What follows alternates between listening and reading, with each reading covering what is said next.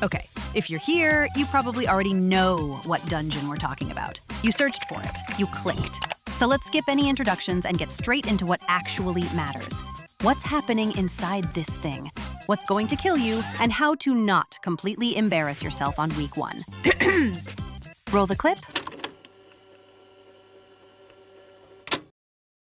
We're starting with what looks like probably 3 trash pulls, maybe 4. Well, I can already see some guys pulling this entire corridor together. Yeah, this trash doesn't seem to be that much of an issue.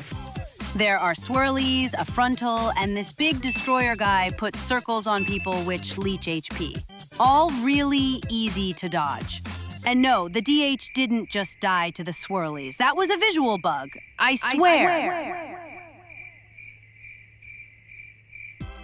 Not much to see here. The pulls are all pretty much the same. So, let's skip straight to the boss. Yes, I'm gonna repeat the same joke from the previous video. It was hilarious the first time around, and it's still hilarious.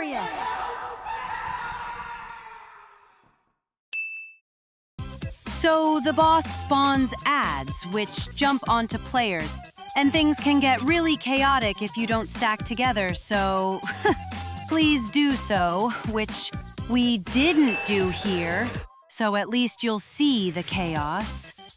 Needless to say, the ads need to be dealt with ASAP, because once the boss reaches 100 energy, he'll become a vacuum cleaner, and he'll attempt to eat anything he draws in, players or ads. He'll also spawn more ads during the phase, so some CC comes in really handy here to prevent the ads from reaching the boss. If he eats anything, he'll gain a stacking damage increase, which we did manage to do. On higher keys, that's probably a wipe, because he'll do an AoE screech afterwards, and he'll have the damage increase buff. So remember, don't let him eat anything. Oh, and then there are the circles. They drop nope area on the floor when they expire, so just carry them away from melee range. A really basic mechanic, to be honest. Moving on. We've got this first pull that has a short, thick frontal and some mystery puddles. Lovely. But that's not even the worst part yet. The next pull has a short, thick frontal, long, slim frontal, swirlies, the mystery puddles again, and arcing zap to kick on top of that. Wow. This pack's getting skipped even in +2s, maybe even normals. Who's pulling this? After that, we have 2 more packs with frontals, random pools, yada yada yada. The whole section is a war crime. The boss. He's sitting on his mount, and they have shared HP, but you can't see both HP bars. The mechanics he does are these circles. They root people with a spear, which, of course, does damage, so make sure nobody besides the marked people gets hit. Kill the spears when they spawn to break your friends free. Simple.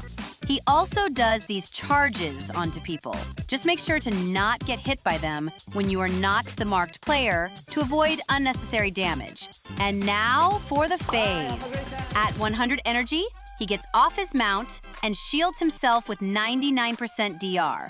So it would be a good idea to not send CDs when he's close to 100 energy. Just saying. The shield has stacks, and the way to remove them is to bait the charges from his mount through the boss.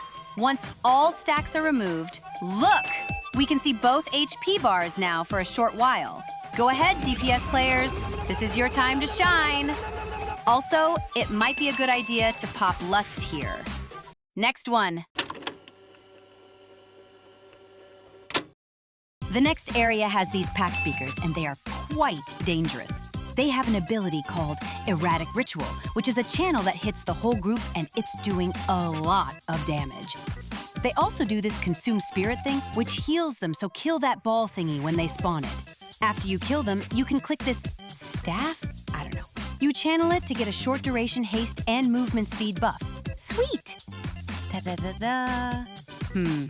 More pack speakers. Another buff stick thing. Hey! There seems to be a group buff which can be taken by enchanters, but I kinda wasn't able to figure out what it does. And MDT is not working for me on the PTR yet. Let me know in the comments if you have a clue. You what?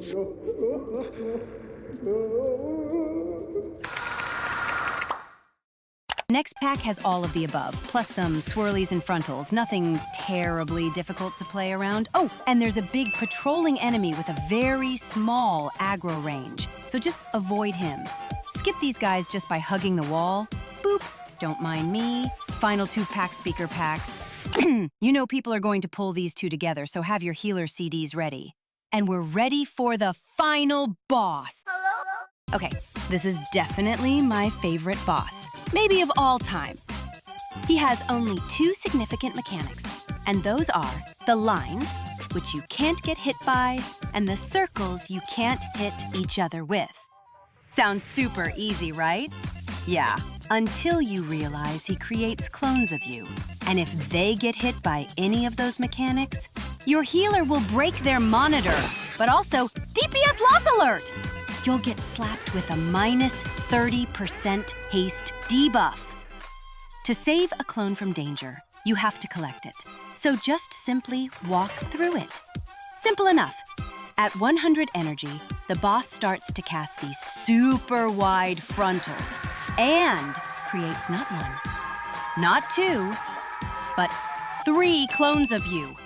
When this happens, you gotta react fast to save the clones inside the frontals ASAP. That's pretty much the entire encounter.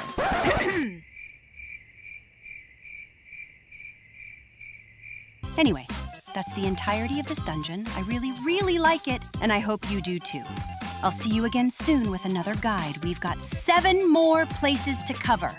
There are changes to even some of the returning ones, so even if you're a seasoned veteran, you might find something useful there. Meeks, signing out.